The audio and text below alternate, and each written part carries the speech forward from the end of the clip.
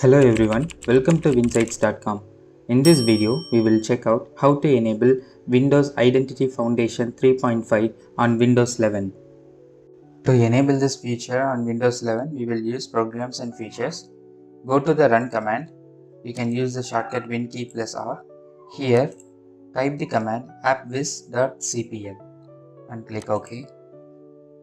This will open Programs and Features. On the left hand, you can find Turn Windows Features on or off. Click on that.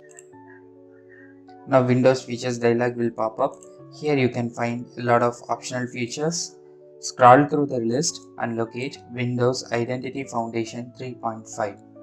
Click on the checkbox next to it to enable it and finally click OK. Windows will now search for the required files and apply all the necessary changes. The process will take some time and hence kindly be patient. And that's it. Windows has completed the requested changes. You can safely close the window.